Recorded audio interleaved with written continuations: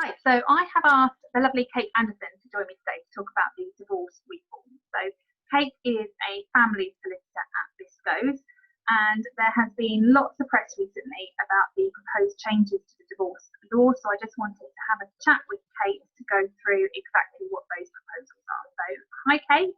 Hi, Lisa.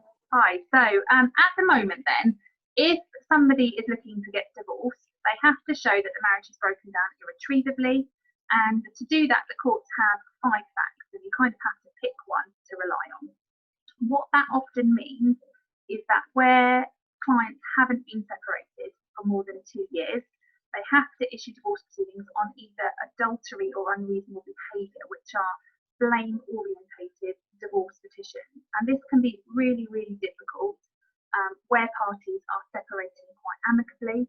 It can create unnecessary conflict, and it can just make things really difficult, particularly where there are children's issues that still need to be negotiated and financial settlements that need to be dealt with. So, Kate, can you run through for us what the proposals are? Yeah, so they've made the changes in order to try and make the divorce process somewhat smoother. As you say, the issue at the moment is that there's always a blame factor. And the new proposals are to take away that element, so you don't have to prove the conduct of the other party, and it will be a blameless divorce. As you mentioned, there's irretrievable breakdown. You have to show that that the marriage has irretrievably broken down.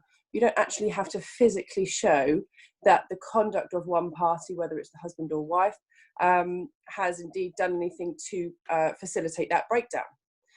So it's now much more amicable. If there's children involved, it creates less problems and creates a way forward which can keep the parties involved less messy as such in regards to continuing with the divorce. There's also an option now that you can make a joint application with the new proposals. So the two parties can actually propose that they both separate in agreement with each other.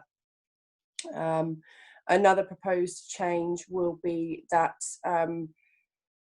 there is a longer period of time, or a set period of time, between your petition stage and the middle stage of the divorce, known as the decree nisi. I understand that this is to try and help with a longer period to discuss proposals of separation, whether that's with children or finances. Also, it's a time period to work out whether reconciliation can happen between the parties as well. And there's also the element of contesting, which has been removed to make matters a bit easier for parties, because at the moment it's possible to contest a divorce fairly easily going forward upon the petition. So you said about the time frame. Is it going to be quicker than the current proceedings, do you think? So they've put a minimum time frame in, from what I understand, from petition to the final element of divorce, which is the decree absolute, of 6 months. So initially, or currently I should say, there is still 6 weeks between the second stage and the final stage, which is decree nisi to decree absolute. That still stands with the new proposals, but now there will be the 20-week period between the petition and the decree nisi that stands, which could lengthen things, as that could happen. Doesn't always, but it could happen quicker than 20 weeks at the moment between petition and decree nisi. But it's not the quickie divorce that some of the newspapers have been No. saying. Oh, it's going to be really easy to get a divorce under the new laws, and quick, and undermines marriage and all the rest of it. That's not the case. No, in fact, it puts in, it takes away the blame, but it doesn't necessarily make it a quick and easy sort of weak job. It makes it sort of more timetable to make it fairer and allow for things to be considered, I guess, more in relation to matters that you'd have to separate and sort out when you are separating from your partner. Yeah.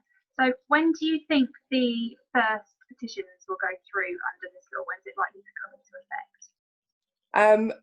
It's believed to sort of come into effect around autumn of 2021, so October time possibly, as it's still got, I think, perfection to go through at the moment to try and get things drawn up properly. Yeah, it takes some time to do all the forms and everything else that they're going to have to do with the new system. And I guess that begs the question then, if you are going through a separation now, should you wait to do the new procedure, or should you be getting on with it under the current procedure?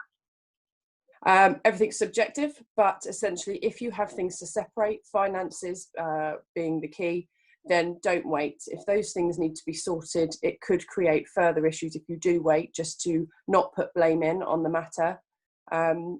Delaying things could result in a negative outcome for you. Depends on the facts of the case, but if there is finances such as pensions, houses, anything like that, then the key is always go and get advice from a solicitor, and talk it through with them and work out what's the best way forward for your divorce. But waiting for that might not benefit you in regards to your future in the finances factor. Yeah, definitely get some advice nice and early. Yeah. Okay, brilliant. Well, it was really lovely to speak to you today, Kate. Thank you so much. Thanks